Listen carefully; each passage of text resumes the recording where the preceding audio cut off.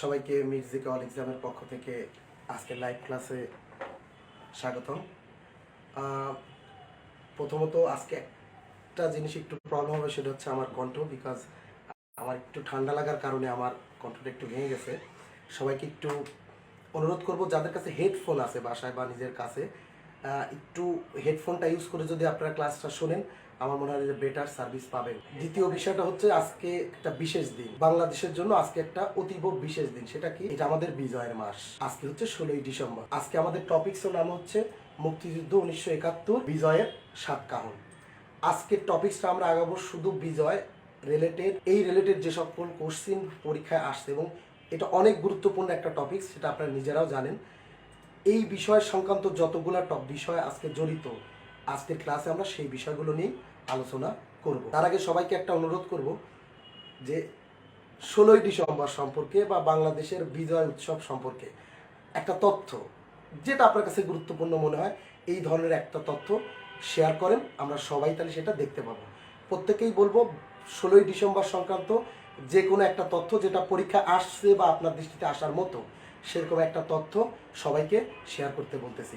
আর কারো যদি সাউন্ড শুনতে প্রবলেম হয়, সেটা একটু জানাবেন।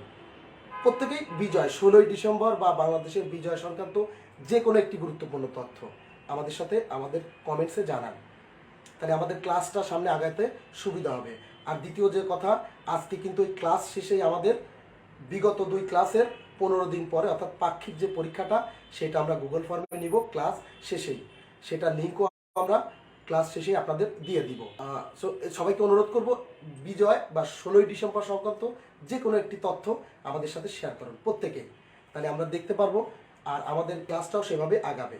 এবং এই ক্লাসের মধ্যেই আমরা বিগত 2 ক্লাসের অনেক টপিকস আলোচনা করব, যেটা হয়তো এরপরে যে পরীক্ষাটা হবে সেইখানে আপনাদের জন্য খুবই উপকারে আসবে। প্রত্যেকে অনুরোধ করব যে কোনো একটা বিষয় আমাদের সাথে শেয়ার করতে, যে কোনো একটা বিষয় বিজয় সম্পর্কে।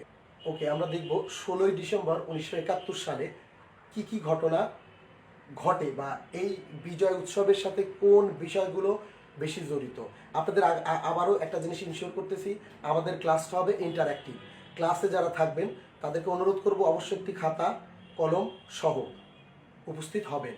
কারণ আমাদের ক্লাসে আমি কোশ্চিন লিখবো বা টপিকস লিখবো, সেটা আপনারা লিখবেন, আমি সেটা আপনাদের বুঝাই দিব।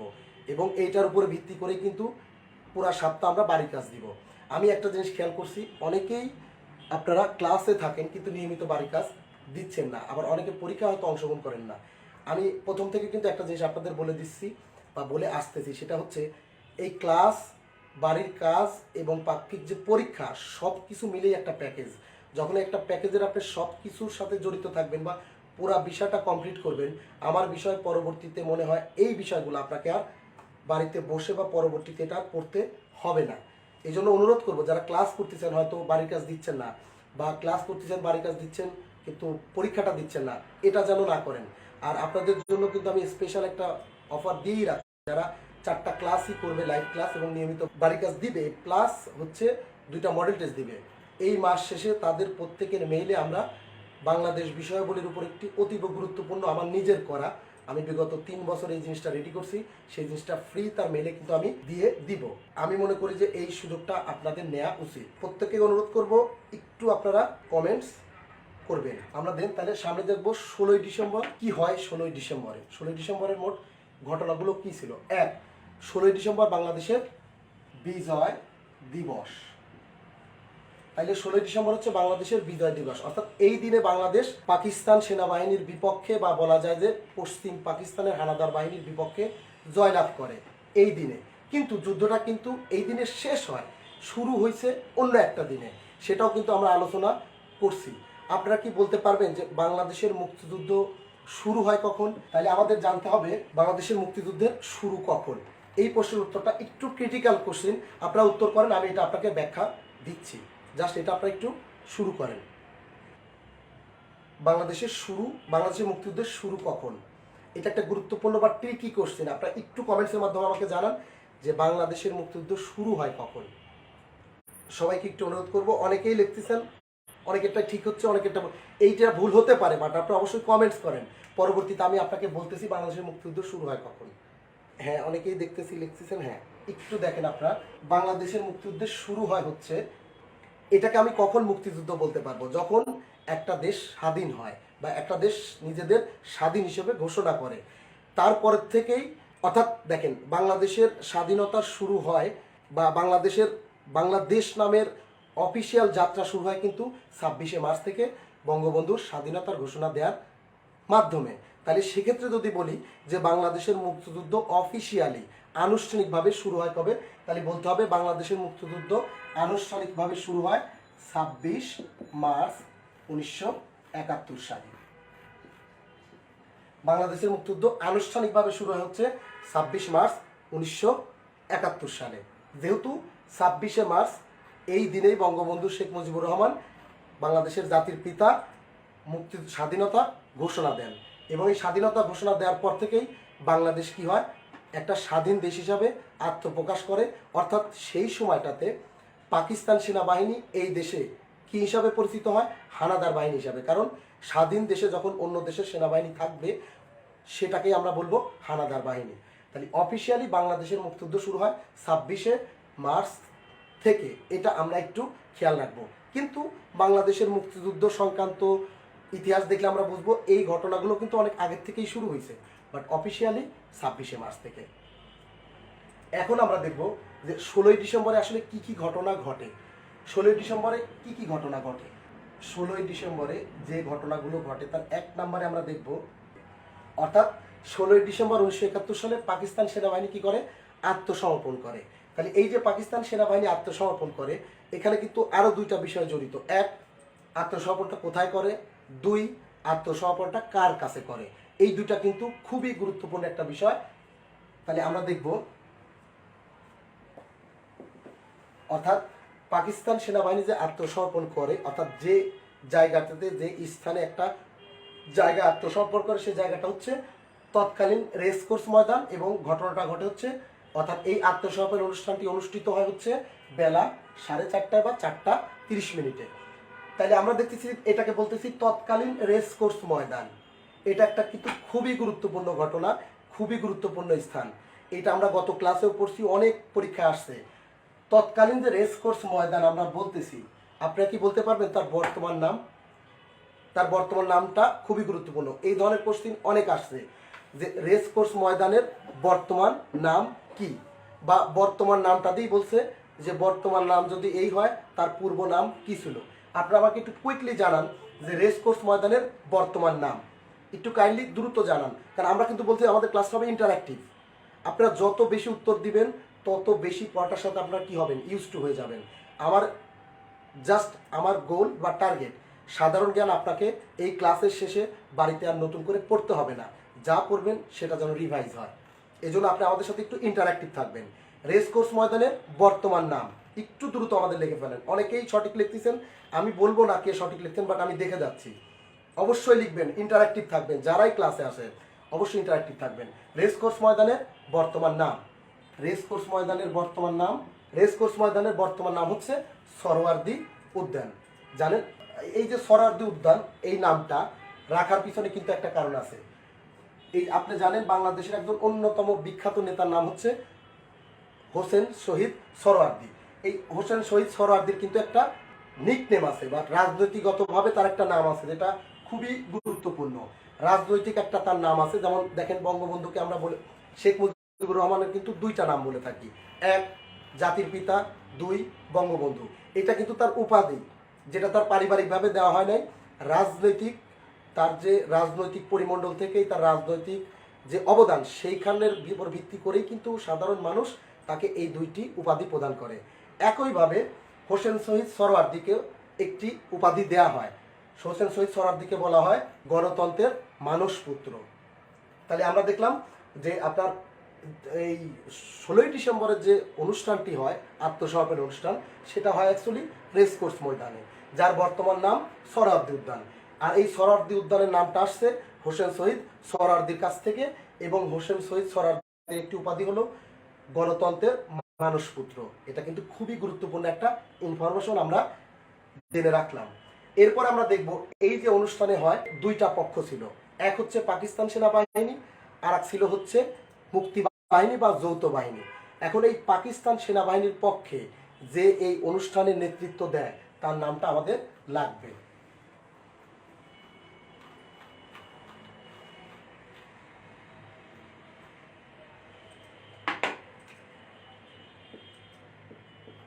পাকিস্তান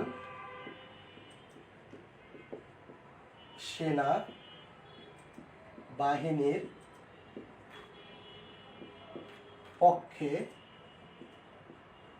আত্মসমর্পণ। আপনারা অবশ্যই আমার সাথে লেখার চেষ্টা করবেন, যত দ্রুত লিখে ফেলতে পারেন, যাতে আমারও লেখা শেষে আপনাদের লেখাটাও শেষ হয়ে যায়, তখন আপনি আমার কাছ থেকে শুনতে পারেন। আবার পরবর্তীতে যখন আপনি এই জিনিসটা দেখবেন আপনার অনেক কিছু ইজি হবে।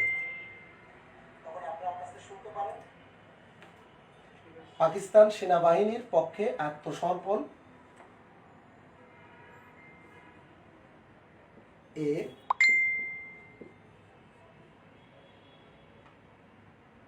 নেতৃত্ব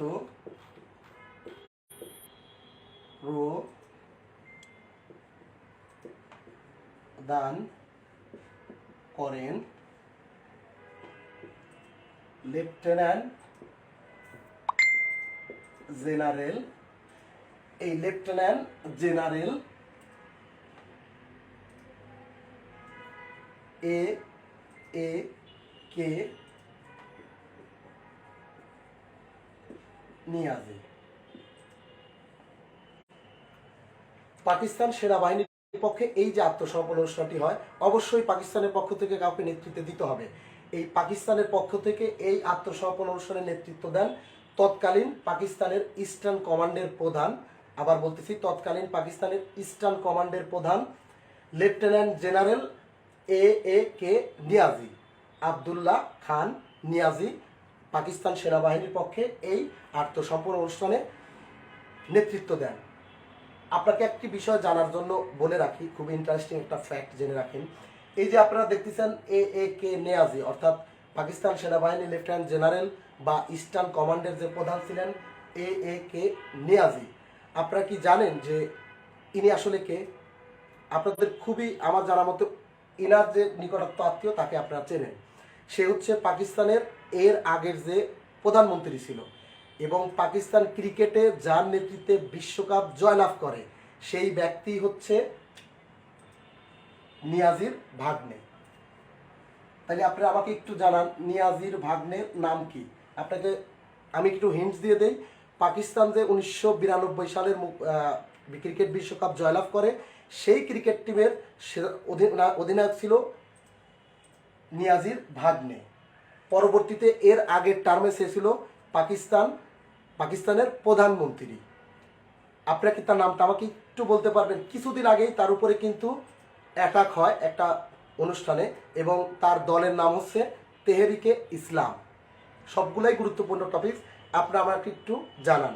আমি মুখে বলবো না উত্তর রাইট হচ্ছে কি, আপনারা উত্তর দেন, আমি পরে আপনাকে জানাবো। পাকিস্তানের পূর্ববর্তী প্রধানমন্ত্রী ছিলেন, পাকিস্তান যে 1992 সালে ক্রিকেট বিশ্বকাপে জয়লাভ করেন সেটার প্রধানমন্ত্রী ছিলেন তিনি, এবং পাকিস্তানের একটি শক্তিশালী রাজনৈতিক দল তেহরিকে ইসলামের প্রধান ব্যক্তি যাকে বলা হয় সেই ব্যক্তি হচ্ছে নিয়াজির ভাগ্নে। ওকে, অনেকেই উত্তরটা সঠিক দিতে পারছেন। তার নাম হচ্ছে ইমরান খান, অর্থাৎ ইমরান খান হচ্ছে ওই সেই নিয়াজির আপন ভাগ্নে। আমরা একটু এই জিনিসটা দেখলাম। এটা দেখলাম আমরা পাকিস্তান সেনাবাহিনীর পক্ষে নেতৃত্ব দেওয়া হচ্ছে ইস্টার্ন কমান্ডের প্রধান লেফটেন্যান্ট জেনারেল এ কে নিয়াজি। তাহলে তৎকালীন মানে অবশ্যই তাহলে অপর পক্ষেও কেউ এই অনুষ্ঠানে নেতৃত্ব দিছে, তাহলে আমরা সেটাও দেখব।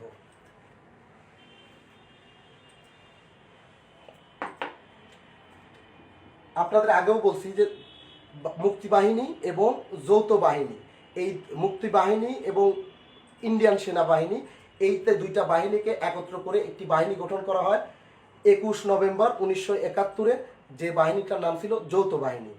এই যৌথ বাহিনীর পক্ষে অর্থাৎ বিজয়ীদের পক্ষে নেতৃত্ব দেন যৌথ বাহিনীর পক্ষে নেতৃত্ব দেন ভারতীয় সেনা বাহিনীর লেফটেন্যান্ট জেনারেল এ আর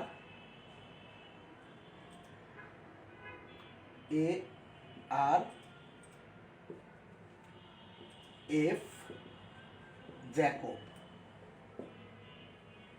অর্থাৎ যৌথ বাহিনীর পক্ষে এই যে আত্মসমর্পণ অনুষ্ঠান হয় সেইখানে নেতৃত্ব দান করেন ভারতীয় সেনাবাহিনীর লেফটেন্যান্ট জেনারেল ARF জ্যাকব, যে ছিল হচ্ছে যৌথ বাহিনীর প্রধান। তাহলে এখানে আমরা দুইটা জিনিস জানলাম। প্রথমত হচ্ছে 16ই ডিসেম্বরের আত্মসমর্পণ অনুষ্ঠানে যৌথ বাহিনীর পক্ষে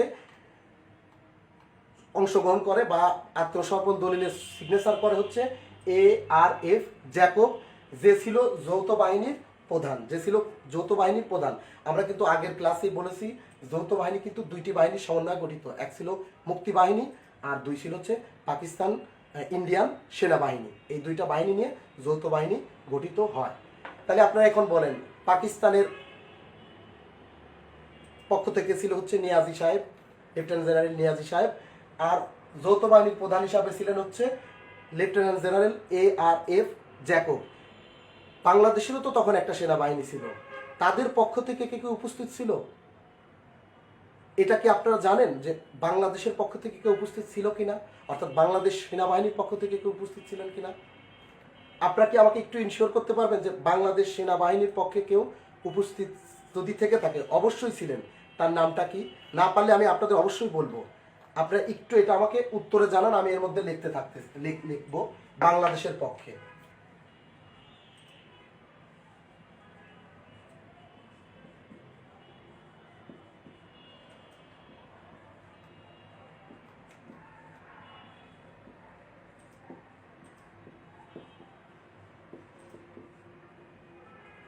বাংলাদেশের পক্ষে উপস্থিত যারা জানেন আমাকে উত্তরটা একটু জানিয়ে দিবেন। বাংলাদেশের পক্ষে কে উপস্থিত ছিলেন? অর্থাৎ বাংলাদেশ সেনাবাহিনীর পক্ষ থেকেও তো কাউকে না কাউকে উপস্থিত থাকতে হবে এই প্রোগ্রামে, এবং অবশ্যই ছিলেন। যারা জানেন তাকে আমাকে একটু ইনশিওর করেন যে বাংলাদেশের পক্ষে এই অনুষ্ঠানে কে উপস্থিত ছিলেন।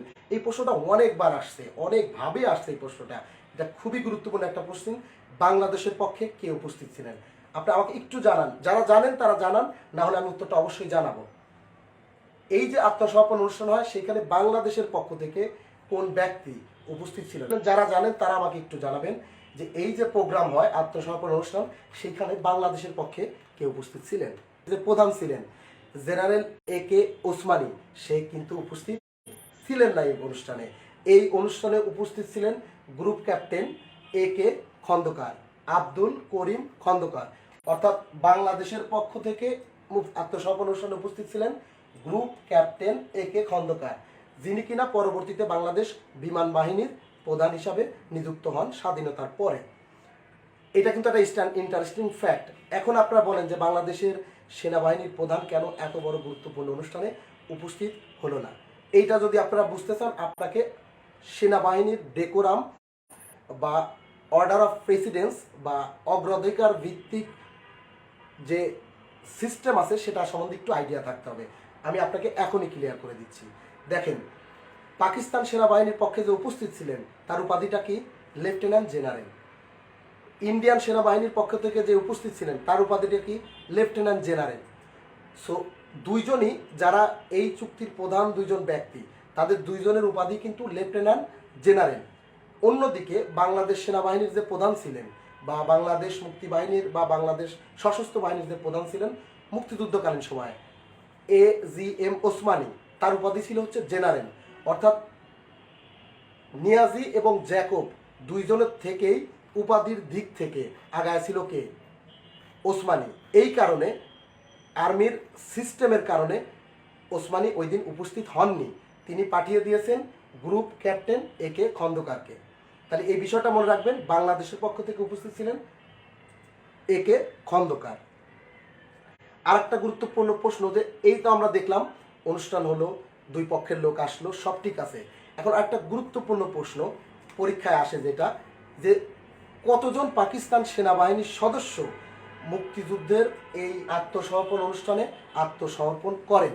এটা কিন্তু খুবই একটা, আমি বলবো যে খুবই ট্রিকি একটা কোশ্চেন, কারণ অনেকে অনেকভাবে এটা বলে, অনেক বইতে অনেকভাবে এটা লেখা থাকে। আজকে আমরা এটার দুইটা ফ্যাক্টই দেখব। সেটা হচ্ছে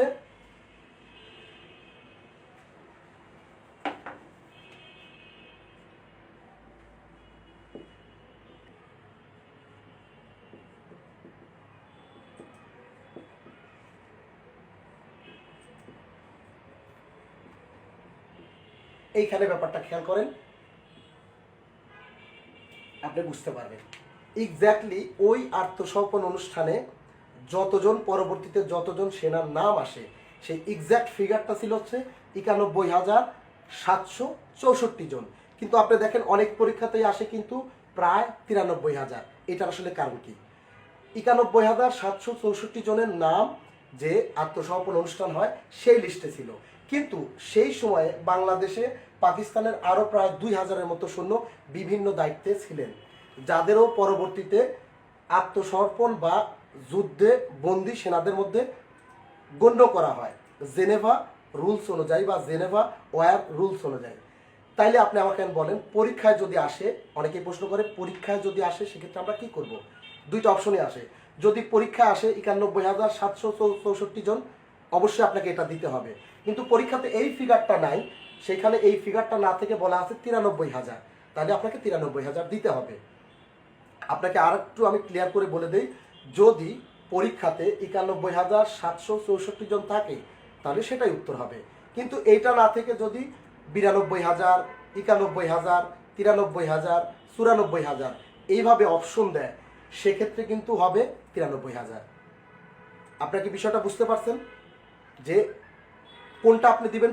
পরীক্ষায় যেটা থাকবে সেভাবে দিবেন। পরীক্ষায় যদি এই ফিগারটা থাকে এটা দিবেন, সেক্ষেত্রে যদি 93,000 থেকেও থাকে সেটা দিবেন না, এটাই দিবেন। কিন্তু পরীক্ষা দেয় 91,764 জন নেই, সেক্ষেত্রে আপনি দাগাবেন 93,000। এটা হচ্ছে একটু টিকি বিষয়, আমরা এভাবে মনে রাখবো। আর এটা যদি আমরা বুঝতে পারি, আমরা যেভাবে আগাচ্ছি, আমরা মনে হয় আমাদের প্রবলেম হবে না।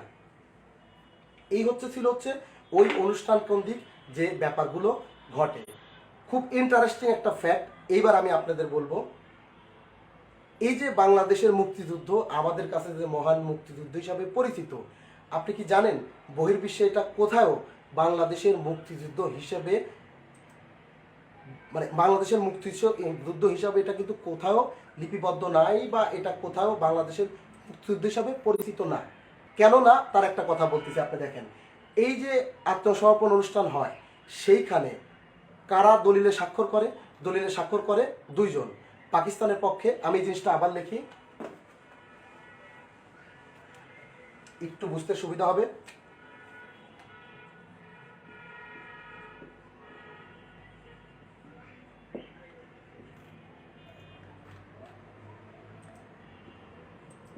সব ঠিক আছে? সব কিছু ভাই লাইভ আছে তো? আলহামদুলিল্লাহ। স্বাক্ষর করেন আত্মসমর্পণ, এটা খুবই গুরুত্বপূর্ণ। একটু দেখেন, আত্মসমর্পণ অনুষ্ঠানে এই দলিলে স্বাক্ষর করেন দুইটা পক্ষ। এক পক্ষ হচ্ছে পাকিস্তানের পক্ষে, দুই হচ্ছে ভারতের পক্ষে। পাকিস্তানের পক্ষে এটা খুবই গুরুত্বপূর্ণ জন্য আমি একটু রিপিট করে দেখাচ্ছি। Lieutenant general Niazi. ইন্ডিয়ার পক্ষে করেন হচ্ছে লেফটেন্যান্ট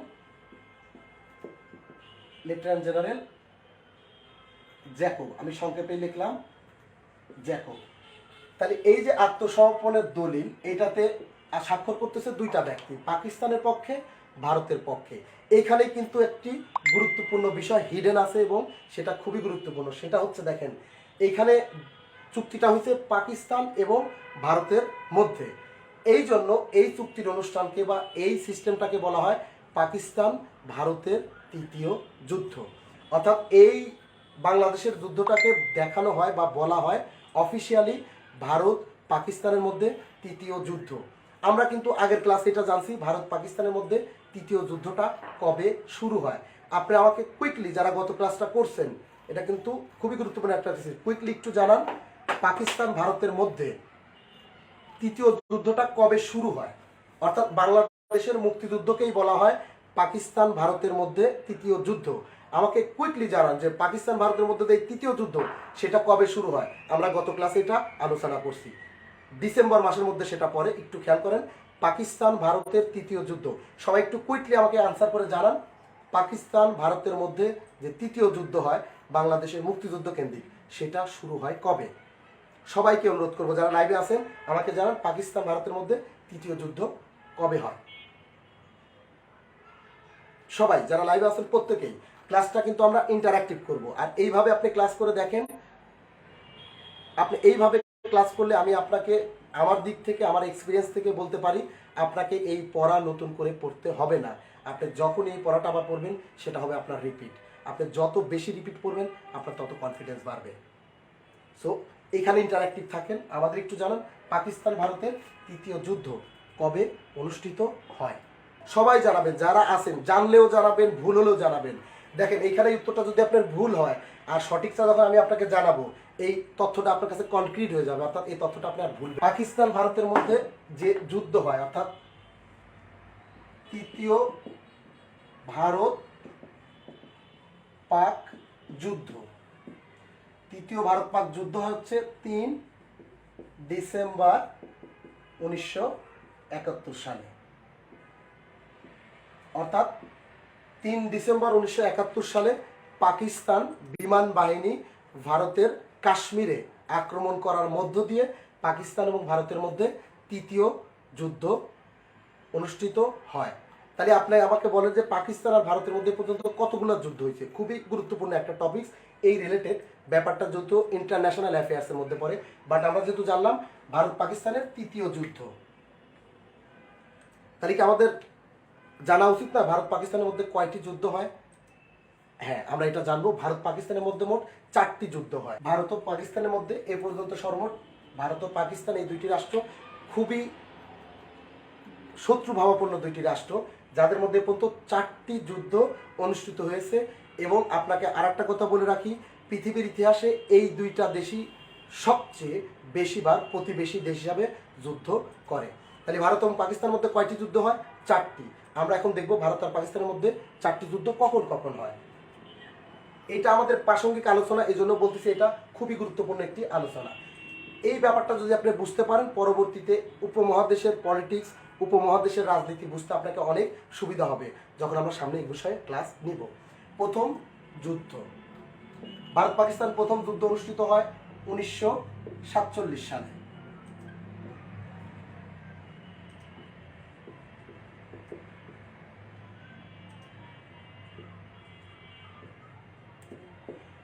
ভারত পাকিস্তানের মধ্যে প্রথম যে যুদ্ধ হয় সেটা 1947 সালে হয়। সেটা কি নিয়ে? হায়দ্রাবাদকে কেন্দ্র করে। আপনারা জানেন ব্রিটিশ পিরিয়ডে, অর্থাৎ ভারত স্বাধীন হয়। আচ্ছা, আর একটা তথ্য আপনাদের তাহলে একটু দিয়ে রাখি। ভারত স্বাধীন হয় হচ্ছে 15ই আগস্ট 1947 সালে, এবং পাকিস্তান স্বাধীন হয় হচ্ছে 14ই আগস্ট 1947 সালে। এই দুইটা দেশ স্বাধীন হয়। এই স্বাধীন হওয়ার পরের দিনই হায়দ্রাবাদ অংশটা এখন ভারতের মধ্যে ছিল, কিন্তু তৎকালীন সময় এটা ছিল পাকিস্তানের। ভারত মানে তার স্বাধীনতার দিনই, অর্থাৎ 15ই আগস্টেই হায়দ্রাবাদ দখল করে নেয় পাকিস্তানের কাছ থেকে। এইটা ছিল ভারত পাকিস্তান প্রথম যুদ্ধ। দ্বিতীয় ভারত পাকিস্তান যুদ্ধ হয় 1965 সালে। সেটা হচ্ছে কাশ্মীর কেন্দ্রিক। দ্বিতীয় যে ভারত পাকিস্তান যুদ্ধ অনুষ্ঠিত হয় সেটা হচ্ছে 1965 সালে, কাশ্মীর নিয়ে, কাশ্মীর বিরোধ নিয়ে শুরু হয় ভারত পাকিস্তানের দ্বিতীয় যুদ্ধ। ভারত পাকিস্তানের তৃতীয় যুদ্ধ, এটা আমরা অলরেডি বলে ফেলছি, এটা 1971 সালে। সেটা হচ্ছে বাংলাদেশ কেন্দ্রিক। এটা হচ্ছে ভারত পাকিস্তানের মধ্যে তৃতীয় যুদ্ধ। এবং ভারত পাকিস্তানের মধ্যে সর্বশেষ যে যুদ্ধটা হয় সেটা হয় 1997 সালে। সেই যুদ্ধের নাম ছিল কার্গিল যুদ্ধ। কার্গিল হচ্ছে কাশ্মীরেরই একটা জায়গার নাম। এই কার্গিল এলাকার দখল নিয়ে ভারত পাকিস্তানের মধ্যে সর্বশেষ যে যুদ্ধটা হয় সেটা হচ্ছে 1997 সালে, যেটাকে আমরা বলে থাকি এই যুদ্ধের নাম দেওয়া হয় কার্গিল যুদ্ধ।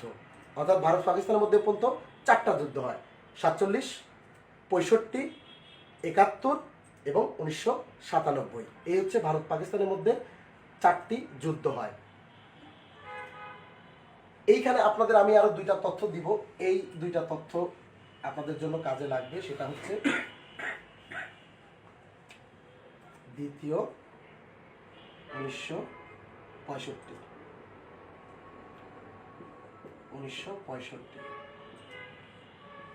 ভারত পাকিস্তানের মধ্যে 1965 সালে যে যুদ্ধটা হয় সেই যুদ্ধ পরবর্তীতে একটা চুক্তির মাধ্যমে রাশিয়ার বা সোভিয়েত ইউনিয়নের মধ্যস্থতা একটা চুক্তির মাধ্যমে এই যুদ্ধ শেষ হয়, অর্থাৎ সমাপ্তি ঘটে।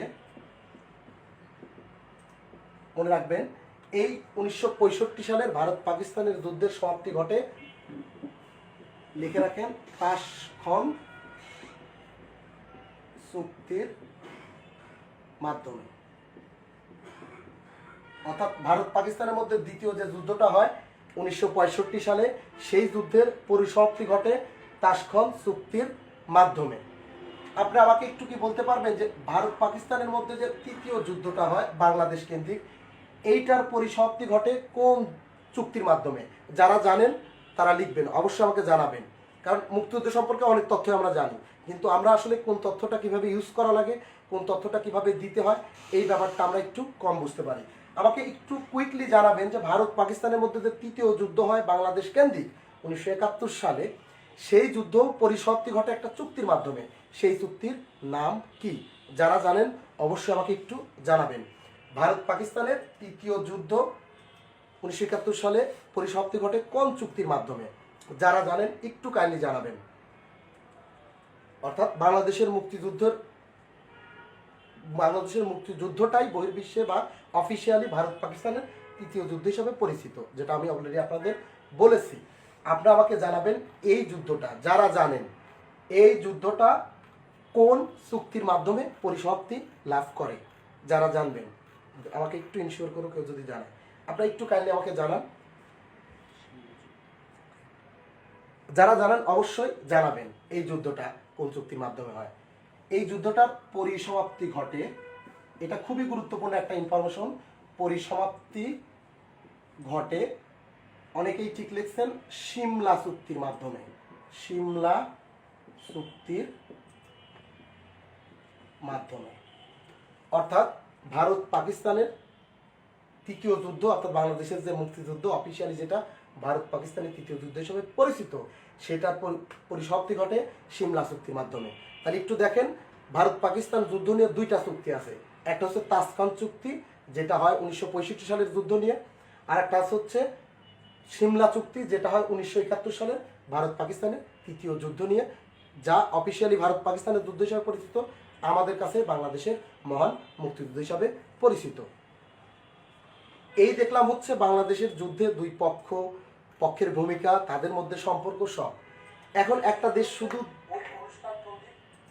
শুধু স্বাধীন হলেই হবে না, একটা দেশকে নিজেরা স্বাধীন বললেই হবে না, এটা কিন্তু আন্তর্জাতিক পরিমণ্ডলে বহির্বিশ্বের দেশগুলোকে একটা স্বীকৃতির ব্যাপার থাকে, সেটা কিন্তু লাগবে। বাংলাদেশের আরেকটি ইন্টারেস্টিং ফ্যাক্ট আপনাদের বলি, বিশ্বের ইতিহাসে 2টি দেশ যারা স্বাধীনতার ঘোষণা দিয়ে স্বাধীনতা লাভ করে, এরকম 2টি দেশ আছে স্যার। একটি দেশের নাম আমাদের মাতৃভূমি, আমাদের প্রিয় ভূমি বাংলাদেশ। আপনারা কি বলতে পারবেন বিশ্বে আরেকটি দেশ আছে যারা বাংলাদেশের মতোই পূর্বে আগে স্বাধীনতার ঘোষণা দেয়, তারপরে যুদ্ধের মাধ্যমে স্বাধীনতা লাভ করে? সেই দেশটার নাম আমি আপনাকে একটু হিন্টস দেই, সেটা বর্তমান বিশ্বের সবচেয়ে শক্তিশালী রাষ্ট্র। একটা হিন্টস। দ্বিতীয় হিন্টস, সেই রাষ্ট্রের স্বাধীনতা দিবস 1776 সালের 4 এপ্রিল। আমাকে একটু জানান, বিশ্বের 2টি দেশ যারা স্বাধীনতার ঘোষণা দিয়ে স্বাধীনতা লাভ করে, তার একটি হচ্ছে বাংলাদেশ, আর অপর রাষ্ট্রটির নাম কি? তার জন্য আপনাকে আমি 2টা হিন্ট দিই। সেই দেশ বর্তমান বিশ্বের সবচেয়ে শক্তিশালী দেশ, একটা হিন্টস। 2, সেই দেশের স্বাধীনতা দিবস। যেমন বাংলাদেশ 1971 সালের 16 ডিসেম্বর স্বাধীনতা লাভ করে, সেই দেশটা স্বাধীনতা লাভ করে 4 এপ্রিল 1776 সালে। আমাকে একটু কমেন্টস করে জানান সেই দেশটার নাম কি, যারা বাংলাদেশের মতোই স্বাধীনতার ঘোষণা দিয়ে স্বাধীনতা লাভ করে।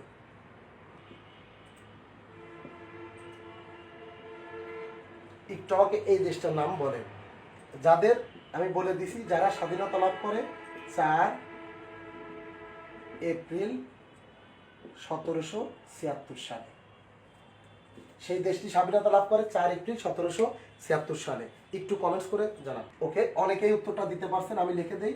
সেই দেশটার নাম হচ্ছে যুক্তরাষ্ট্র, যার আরেকটা নাম হচ্ছে USA, United states of America বা যুক্তরাষ্ট্র, যে দেশটি বাংলাদেশের মতোই বা বাংলাদেশও সেই দেশের মতোই পূর্বে ঘোষণা দিছে, তারপরে যুদ্ধ করে জয়লাভ করছে। তাহলে আমরা আরেকটা ইন্টারেস্টিং ফ্যাক্ট জেনে রাখলাম, আমেরিকার স্বাধীনতা দিবস হচ্ছে 4 এপ্রিল, আর আমেরিকা স্বাধীনতা লাভ করে 1776 সালে ইংল্যান্ডের কাছ থেকে বা যুক্তরাজ্যের কাছ থেকে। এই তথ্যটা আমরা একটু মাথায় রাখবো। এরপরে আমরা দেখবো, যেটা আমরা যে টপিকসে আমরা ছিলাম, যে একটা দেশ স্বাধীন দেশ সে নিজে ঘোষণা করলে এটা হবে না, বিশ্বের অন্যান্য দেশকেও তাকে স্বীকৃতি অফিসিয়ালি দিতে হবে, তারপরেই সে বহির্বিশ্বে স্বাধীন দেশ হিসাবে পরিগণিত হবে বা মর্যাদা লাভ করবে। এখন আমরা দেখব বাংলাদেশ নামক দেশকে কে কখন কিভাবে স্বীকৃতি দেয়। এখন আমরা এই জিনিসটা, পৃথিবীতে 195টি স্বাধীন দেশ আছে, সেই সবটি দেশ কবে বাংলাদেশকে স্বীকৃতি দেয় সেটা আমাদের জন্য যেমন গুরুত্বপূর্ণ না, এবং সেটা পরীক্ষাতেও আসে না। কিন্তু পরীক্ষাতে যে কোশ্চেনগুলো আসে এই বাংলাদেশকে স্বীকৃতি দেয়া কেন্দ্রিক, সেই বিষয়গুলো কিন্তু আমাকে জানতে হবে। এটা বিভিন্নভাবে জানতে হবে বাংলাদেশকে স্বীকৃতি দেওয়ার ব্যাপারটা। আপনাকে আমাকে একটু কুইকলি রিমাইন্ড করে দেন গত ক্লাসের টপিকস, এটা কিন্তু সবাইকে পারতে হবে, এটা না পারার কোনো কারণ নেই। বাংলাদেশকে স্বীকৃতি দানকারী প্রথম রাষ্ট্রের নাম, এটা আমরা গত ক্লাসে পড়ছি। সবাই একটু কুইকলি বলেন বাংলাদেশকে স্বীকৃতি দানকারী প্রথম রাষ্ট্রের নাম। ওকে, বাংলাদেশকে স্বীকৃতি দানকারী প্রথম দেশের নাম হচ্ছে ভুটান, যারা স্বীকৃতি দেয় 6 ডিসেম্বর। একই দিনে আরেকটি রাষ্ট্র স্বীকৃতি দেয়, দ্বিতীয় দেশ, সেটা নাম হচ্ছে ভারত, 6 ডিসেম্বর। আসলে ব্যাপারটা এরকম না, ব্যাপারটা আপনাদের আগেও বলছি, একই বলি। ভুটান বাংলাদেশকে স্বীকৃতি দেওয়া কিন্তু ততটা গুরুত্বপূর্ণ ঘটনা নয়, যতটা গুরুত্বপূর্ণ ঘটনা বাংলাদেশকে ভারতের স্বীকৃতি দেয়া। আসলে ব্যাপারটা এরকম ছিল, ভারতই ভুটানকে বলে বাংলাদেশকে স্বীকৃতি দিতে, কিন্তু দুইটা দেশই স্বীকৃতি দিলেও প্রথম যে দেশের মেইলটা, অর্থাৎ যে দেশের মেসেজটা আমাদের কাছে আগে পৌঁছায় সেই দেশের নাম ভুটান। সেই জন্যই বলা হয় বাংলাদেশের স্বীকৃতি দানকারী প্রথম দেশের নাম ভুটান এবং দ্বিতীয় দেশের নাম অফিসিয়ালি ভারত। আর এই তথ্য নিয়ে কনফিউজ হওয়ার কোনো কারণ নেই, এই তথ্যটা আপনারা অবশ্যই জানতে পারবেন বাংলাদেশ মুক্তিযুদ্ধ জাদুঘরে গেলে, দেখবেন এটা সুন্দরভাবে এখানে উল্লেখ করা আছে। এখন আমরা দেখব বাংলাদেশকে স্বীকৃতি দানকারী। বাংলাদেশকে স্বীকৃতি দানকারী অনেকগুলা রাষ্ট্র অনেকভাবে প্রশ্নে আসে, সেটা আমাদের জানতে হবে। যেমন স্বীকৃতি দানকারী প্রথম রাষ্ট্র, একটু আগে যেটা আপনারা বললেন, প্রথম রাষ্ট্রের নাম ভুটান। এবার দেখবো আমরা প্রথম আরব মুসলিম রাষ্ট্র। প্রথম আরব মুসলিম রাষ্ট্র ছিল হচ্ছে ইরাক। তাহলে এই প্রশ্নটা আপনাকে দুইভাবে হইতে পারে, যে বাংলাদেশের স্বীকৃতি দানকারী প্রথম আরব মুসলিম রাষ্ট্রের নাম কি, এটার উত্তর হবে ইরাক। আবার যদি আপনাকে প্রশ্ন বলে যে বাংলাদেশকে স্বীকৃতি দানকারী প্রথম মুসলিম রাষ্ট্রের, প্রথম আরব বাদ দিয়ে যদি মুসলিম বলে, সেক্ষেত্রে উত্তর হবে কিন্তু ইরাক। জিনিসটা আবার বোঝার চেষ্টা করেন, বাংলাদেশকে স্বীকৃতি দানকারী প্রথম রাষ্ট্রের নাম ভুটান, আর বাংলাদেশকে স্বীকৃতি দানকারী প্রথম আরব মুসলিম রাষ্ট্রের নাম ইরাক। বা আমি যদি বলতে পারি বাংলাদেশ স্বীকৃতি দানকারী প্রথম মুসলিম রাষ্ট্রের নাম, সেক্ষেত্রে উত্তর হবে ইরাক।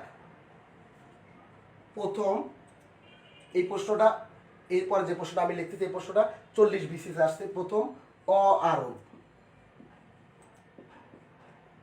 আরব মুসলিম দেশ। এখন দেখেন বাংলাদেশের স্বীকৃতি দানকারী প্রথম আরব বলতে কি বোঝাচ্ছে? আরব মানে যে দেশটার অবস্থান আরব পেনিনসুলা বা আরব উপদ্বীপে নয়, কিন্তু সে দেশটা মুসলিম। অর্থাৎ আরব উপদ্বীপ বলতে আমরা সৌদি আরব, ইরাক, তারপরে আপনার বাহারাইন, আরব আমিরাত, এই দেশগুলোকে সাধারণত বুঝে থাকি। অর্থাৎ আরব পেনিনসুলায় বা আরব উপসাগর, আরব উপদ্বীপে যে রাষ্ট্রগুলো আছে যাদের ভাষা আরবি, তাদেরকে বলা হয় আরব দেশ। এর বাইরে অনেক মুসলিম দেশ আছে যাদের মধ্যে সর্বপ্রথম বাংলাদেশকে দেশের স্বীকৃতি দেয়, তাকে বলা হয় অ আরব মুসলিম দেশ। অ আরব মুসলিম দেশ বাংলাদেশকে স্বীকৃতি দেয় একই দিনে, সেটা হচ্ছে ইন্দোনেশিয়া প্লাস মালয়েশিয়া। অর্থাৎ একই দিনে বাংলাদেশকে অ আরব মুসলিম দেশ যে স্বীকৃতি দেয় সেটা দুইটা দেশ, পাশাপাশি দুইটা দেশ, ইন্দোনেশিয়া আর মালয়েশিয়া। অনেকেই আমাকে প্রশ্ন করে যে স্যার যদি পরীক্ষায় ইন্দোনেশিয়াও থাকে মালয়েশিয়াও থাকে কি করব। প্রথম যে এই প্রশ্নের আমার প্রথম উত্তর, যে প্রশ্নটা করবে সে অবশ্যই জানে যে একই দিনে এই দুইটা দিবস, দুইটা দেশ বাংলাদেশকে স্বীকৃতি দেয়। তারপরেও যদি এই দুইটা দেশ আলাদা আলাদা আসে, আমি আপনাকে আবার বোঝায় বলি। ধরেন প্রশ্ন আসলো বাংলাদেশকে স্বীকৃতি দানকারী প্রথম আরব মুসলিম দেশের নাম কি? ধরেন আপনার সাপোজ টু বি ক নম্বরে আছে ইন্দোনেশিয়া, খ নম্বরে আছে মালয়েশিয়া। সেক্ষেত্রে আপনি কি করবেন? সেক্ষেত্রে আপনি যে কোনো একটা সঠিক উত্তর দাগালেই উত্তর হবে। তবে প্রথম যে কথা, এরকম প্রশ্ন আসার সম্ভাবনা খুবই কম, কারণ যারা কোশ্চিন করে তারা এই বিষয়টা আমাদের চেয়েও ভালো জানে যে এটা কিভাবে প্রশ্নটা করতে হয়। তারপরেও তারা যদি আমাকে কনফিউজ করার জন্য কোশ্চেনটা করতে পারে, সেক্ষেত্রে যদি দুইটাই উত্তরে থাকে আপনি যে কোনো একটা দাগালেই রাইট হবে। অর্থাৎ সেক্ষেত্রে উত্তর থাকবে দুটাই। তারপরে দেখব প্রথম ইউরোপীয় দেশ। অর্থাৎ ইউরোপ মহাদেশের মধ্যে যে দেশটা বাংলাদেশকে সবার আগে স্বীকৃতি দেয় তার নাম হচ্ছে পূর্ব জার্মানি। দেখেন বর্তমানে কিন্তু বিশ্বে পূর্বে জার্মানি বলে কোনো রাষ্ট্র নেই, বর্তমানে জার্মানি নামেই একটা রাষ্ট্র আছে। কিন্তু 1990 সালের আগ পর্যন্ত জার্মানি দুইটা ভাগে বিভক্ত ছিল, একটাকে বলতো পূর্ব জার্মানি, আরটাকে বলা হতো পশ্চিম জার্মানি। এই জন্য বাংলাদেশকে বলা হয় ইউরোপের মধ্যে প্রথম যে দেশটা বাংলাদেশকে স্বীকৃতি দেয় সে হচ্ছে পূর্ব জার্মানি। যদি এখানে পূর্ব জার্মানি না থেকে শুধু জার্মানিও থাকে, উত্তর কিন্তু সেমই হবে। বাট আমরা মনে রাখবো বাংলাদেশকে স্বীকৃতি দানকারী প্রথম ইউরোপীয় দেশের নাম হচ্ছে পূর্ব জার্মানি। এরপরে আমরা দেখব প্রথম সমাজতান্ত্রিক দেশ, যাকে আমরা বলি কমিউনিস্ট দেশ। এই কমিউনিস্ট দেশ বা যাদের সমাজতান্ত্রিক দেশ, এই সমাজতান্ত্রিক দেশগুলোর মধ্যে বাংলাদেশকে প্রথম স্বীকৃতি দেয় হচ্ছে পোল্যান্ড।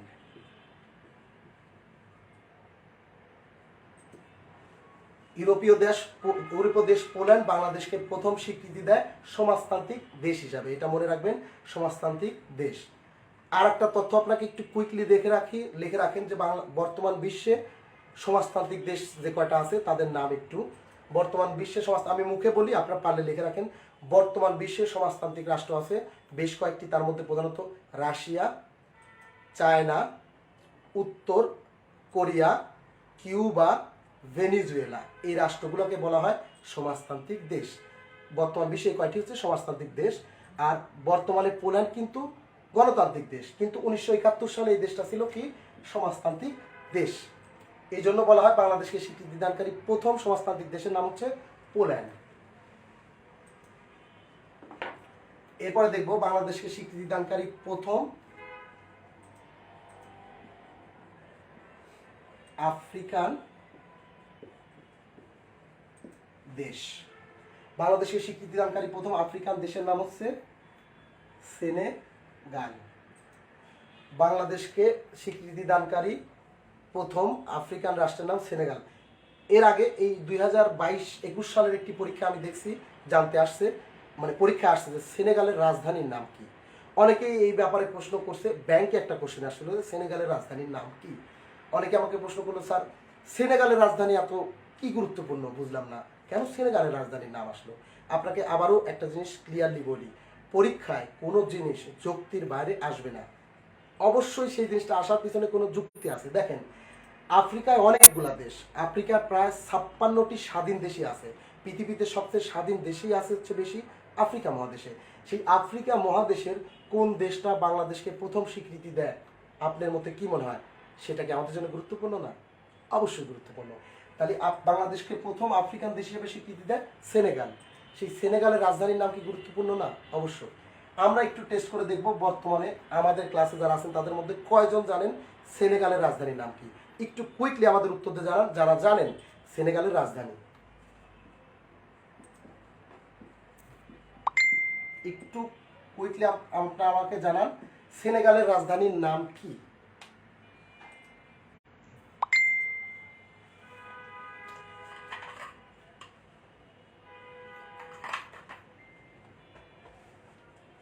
একটু কুইকলি আমাদের জানান সেনেগালের রাজধানীর নাম। যারা জানেন তারা জানান আমাকে সেনেগালের রাজধানীর নাম। সেনেগালের রাজধানীর নাম হুট করে পরীক্ষা আসে নাই, এটা আসার মতো একটি বিষয়, কারণ আফ্রিকান দেশগুলোর মধ্যে প্রথম বাংলাদেশকে স্বীকৃতি দেয় সেনেগাল। তাহলে তার রাজধানীটা পরীক্ষা অবশ্যই গুরুত্বপূর্ণ, যে কোনো পরীক্ষায় আসার মতো একটি কোশ্চেন সেনেগালের রাজধানীর নাম। মেবি এইবার বিশ্বকাপেই সেনেগাল ব্রাজিলকে পরাজিত করে, না ক্যামেরুন, আমি ঠিক বলতেছি না, ক্যামেরুন বা সেনেগাল এইবার ব্রাজিলকে পরাজিত করে। সেনেগালের রাজধানীর নাম যারা জানেন। হ্যাঁ, একজন উত্তর দিয়েছেন, গুড উত্তর, right. Mahmud, yes, Mohammad Nasim Ahmed, exactly উত্তর ঠিক আছে। ফাতেমা তু জোহরা বৃষ্টি, ওকে। কণিকা কলি, গুড, অনেকেই জানেন। ও মাই গুডনেস, দ্যাটস গ্রেট। একটু জানান। হ্যাঁ দেখেন অনেকেই এটা পারছেন। সেনেগালের রাজধানীর নাম ডাকার। সেনেগালের রাজধানীর নাম ডাকার। এটা র, এটা ত না, এটা র। ইট ইজ নট ডাকার, ইট ইজ ডাকার। সেনেগালের রাজধানীর নাম ডাকার। আমরা একটু দেখে রাখলাম। আমরা কিন্তু আন্তর্জাতিকের অনেক বিষয়ও কিন্তু বাংলাদেশের বিষয়ের মধ্যে জেনে আসছি। সাধারণ জ্ঞান কিন্তু এরকম কোনো বিষয় না, এটা এরকম এটা এরকম, নট এক্স্যাক্টলি লাইক দ্যাট। আমরা এই জিনিসটাকে এমনভাবে আগাবো, প্রত্যেকটি ঘটনাকে আমরা লজিক্যালি মনে রাখবো, লজিক্যালি দেখব, এবং লজিক্যালি এটা যদি আমরা দেখি এই উত্তরগুলো আমাকে মনে রাখার জন্য পরিশ্রম করতে হবে না, সিস্টেমেটিকলি এটা আমার মনে থাকবে এবং মনে থাকতে বাধ্য। এরপর আমরা দেখব প্রথম উত্তর আমেরিকার দেশ। প্রথম উত্তর আমেরিকার দেশ, প্রথম উত্তর আমেরিকার দেশের নাম হচ্ছে বারবাডোস। প্রথম উত্তর আমেরিকার দেশের নাম, প্রথম উত্তর আমেরিকা বা যেটাকে আমরা বলি নর্থ আমেরিকা, অর্থাৎ কানাডা, ইউএসএ যে মহাদেশে অবস্থিত সেই রকমই একটা ছোট্ট দেশ বারবাডোস। এই উত্তর আমেরিকার এই দেশ প্রথম বাংলাদেশকে স্বীকৃতি দেয়। প্রথম দক্ষিণ আমেরিকার দেশ, প্রথম দক্ষিণ আমেরিকার দেশের নাম হচ্ছে ভেনেজুয়েলা। প্রথম দক্ষিণ আমেরিকার যে দেশ বাংলাদেশকে স্বীকৃতি দান করে সেই দেশের নাম হচ্ছে ভেনেজুয়েলা। বাংলাদেশকে স্বীকৃতি দেয় হচ্ছে দক্ষিণ আমেরিকার দেশ হিসাবে প্রথম ভেনেজুয়েলা। লাস্ট আমরা দেখব সবগুলা মহাদেশেরটাই আমরা দেখতেছি। সর্বশেষ আছে প্রথম ওশেনিয়া, ওশেনিয়ান দেশ, অর্থাৎ ওশেনিয়া বা অস্ট্রেলিয়া মহাদেশ যেটাকে বলে থাকি, সেই ওশেনিয়া বা অস্ট্রেলিয়া মহাদেশের প্রথম যে বাংলাদেশকে স্বীকৃতি দেয় তার নাম হচ্ছে ফিজি। বিসিএস 37 বিসিএস আসছে ফিজির রাজধানীর নাম। আমার জানা মতে আমি যেহেতু প্রথম বিসিএস দিই 38 বিসিএসে, 37 বিসিএসের সবচেয়ে কঠিন যে আন্তর্জাতিক কোশ্চেনটা সবাই পারে নাই সেটার নাম হচ্ছে ফিজির রাজধানীর নাম। এখন আপনাকে বলেন, আমাকে একটু জানান ফিজির রাজধানীর নাম বাংলাদেশের পরীক্ষা এত দেশ থাকার পরে কেন ফিজির রাজধানীর নাম জানতে চাইলো? অবশ্যই কারণ আছে। যেভাবে সেনেগালের রাজধানীর নাম জানতে চাইলো একইভাবে ফিজির রাজধানীর নামও জানতে চাইতে পারে। আপনারা একটু কুইকলি আমাকে জানান ফিজির রাজধানী, যারা জানেন তারা একটু কুইকলি আমাকে জানান ফিজির রাজধানীর নাম কি। অর্থাৎ ওশেনিয়ান একটি দেশ ফিজি, তার রাজধানীর নাম কি? ফিজির রাজধানী যারা জানেন তারা আমাকে জানান ফিজির রাজধানীর নাম, জাস্ট যারা জানেন। হ্যাঁ, একজন অলরেডি পারছেন, ওয়াও, থ্যাংক ইউ। উত্তরটা আমি ডিসক্লোজ করবো না, আপনারা যারা জানেন লেখেন ফিজির রাজধানীর নাম। এটা হচ্ছে, আমি আপনাকে একটা হিন্টস দিই, রবীন্দ্রনাথ ঠাকুরের একটা বিখ্যাত উপন্যাস, সেটা পরবর্তীতে সিনেমাতেও রূপ দেওয়া হয়। উত্তম কুমারের একটা সিনেমা, এই সিনেমাতে প্রোটোগনিস্ট ক্যারেক্টার বা মেন ক্যারেক্টার থাকে উত্তম কুমার। সেখানে মেয়েটা কথা বলতে পারে না, সেই মেয়ের নামটাই হচ্ছে, সেই মেয়েরও যে নাম, এই রাজধানীরও সেমি নাম উত্তম। রবীন্দ্রনাথ ঠাকুরের একটা বিখ্যাত উপন্যাস, উপন্যাসের নামটা আমি এই মুহূর্তে মনে করতে পারতেছি না, বাট বিখ্যাত একটা সিনেমা এটা, যেখানে উত্তম কুমারের সাথে অভিনয় করে যে মেয়েটা, অর্থাৎ নায়িকা যে আমরা যাকে বলি কেন্দ্রীয় চরিত্র, তার নাম ছিল সেই মেয়েটা। হ্যাঁ, অনেকেই পারতেন, দ্যাটস গ্রেট, এটা বলার পর অনেকেই পারতেন, দ্যাটস গ্রেট। আমি একটু লিখে দিই, ফিজির রাজধানীর নাম হচ্ছে সুভা। 37 BCS আসছিল ফিজির রাজধানী, ফিজির রাজধানীর নাম হচ্ছে সুভা। ফিজির রাজধানী যে ওশেনিয়ান দেশ, যে প্রথম বাংলাদেশকে স্বীকৃতি দেয়। এটা আমরা দেখলাম আমাদের কে কবে স্বীকৃতি দেয়। সবচেয়ে গুরুত্বপূর্ণ একটা বিষয়, কোন রাষ্ট্রের স্বীকৃতি আমরা পেলে, আবারও বলি, কোন রাষ্ট্রের স্বীকৃতি পেলে এটা প্রমাণ হবে যে ইয়েস আমরা যুদ্ধে আসলেই সেদিন আমাদের আসলে অরিজিনাল বিজয় ঘটবে। কোন রাষ্ট্রের স্বীকৃতি পাইলে, কে আমাদের স্বীকৃতি দিলে সেটা প্রমাণ হবে যে হ্যাঁ বাংলাদেশ আজ যুদ্ধে জয়লাভ করে, মানে মুক্তিযুদ্ধের মাধ্যমে জয়লাভ করছে। কার স্বীকৃতি পেলে, আপনারা কি বলতে পারবেন কার স্বীকৃতি আমাদের জন্য সবচেয়ে গুরুত্বপূর্ণ? ইয়েস, আমাদের জন্য সবচেয়ে গুরুত্বপূর্ণ ছিল পাকিস্তানের স্বীকৃতি। এটা আমাদের জন্য গুরুত্বপূর্ণ। পাকিস্তান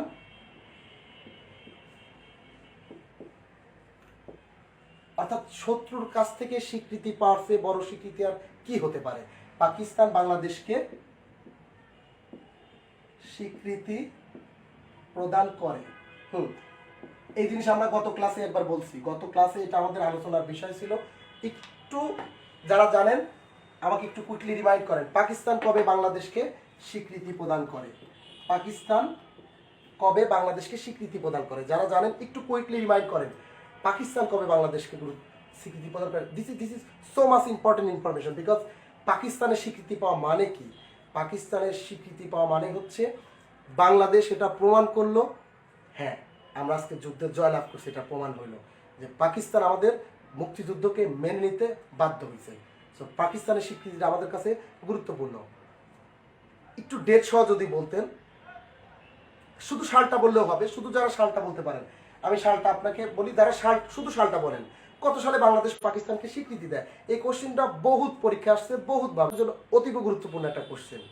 অন্তত সালটা বলেন আপনারা, দ্যাটস ইট। এটা অনেকেই ঠিক লিখছেন 1974 সালে, বাট এতটুকু জানলে আমাদের হবে না। একটু মনে রাখেন 22 ফেব্রুয়ারি 1974 সালে বাংলাদেশকে পাকিস্তান স্বীকৃতি দেয়, 22 ফেব্রুয়ারি 1974 সালে। এইটা আমরা দেখলাম।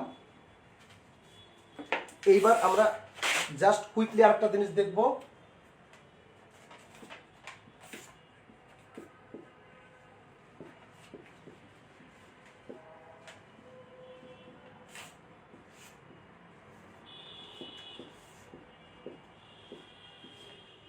বৃহৎ রাষ্ট্রগুলোর কোনগুলো বাংলাদেশের পক্ষে ছিল, কোনগুলো বাংলাদেশের বিপক্ষে ছিল, এই জিনিসটা আমাদের কাছে সো ইম্পর্টেন্ট। দেখেন, বৃহৎ রাষ্ট্রগুলোর মধ্যে মুক্তিযুদ্ধে বাংলাদেশের পক্ষে ছিল প্রথমত ভারত, দ্বিতীয়ত রাশিয়া।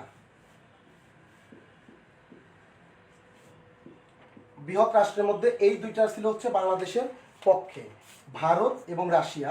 এবং বাংলাদেশের বিপক্ষে যে দুইটা বৃহৎ রাষ্ট্র ছিল সেটা হচ্ছে প্রথমত যুক্ত রাষ্ট্র, 2 নম্বরে হচ্ছে চায়না। এটা খুবই গুরুত্বপূর্ণ একটা তথ্য, আপনারা লিখে নেন। বাংলাদেশের পক্ষে ছিল দুইটা বৃহৎ রাষ্ট্র, ভারত এবং রাশিয়া, এবং বাংলাদেশের বিপক্ষে অর্থাৎ পাকিস্তানের পক্ষে ছিল যুক্তরাষ্ট্র এবং চায়না। এখানে একটা তথ্য আপনারা লিখে রাখেন, মুক্তিযুদ্ধে বাংলাদেশের পক্ষে রাশিয়া মোট 3 বার ভেটো প্রদান করে। বাংলাদেশের পক্ষে জাতিসংঘে রাশিয়া মোট 3 বার বাংলাদেশের পক্ষে ভেটো প্রদান করে। এই কোশ্চেনটা আসছে লাস্ট 41 BCS আসছিল, বাংলাদেশের পক্ষে মুক্তিযুদ্ধে জাতিসংঘে ভেটো প্রদান করে কে? বাংলাদেশের পক্ষে ভেটো প্রদান করে রাশিয়া। আর এই ভেটো শব্দের অর্থ হচ্ছে, আপনারা অনেকেই জানেন, আমি মানি না। আমি মানি না। তাহলে এইটা আমাদের জন্য গুরুত্বপূর্ণ। বাংলাদেশের পক্ষে, স্বাধীনতা যুদ্ধে বাংলাদেশের পক্ষে ছিল ভারত এবং রাশিয়া। ভারত আমাদের অনেক দিক দিয়ে হেল্প করছে, যেমন আমাদের মুক্তিবাহিনীকে তারা প্রশিক্ষণ দিছে, শরণার্থীদেরকে রাখছে।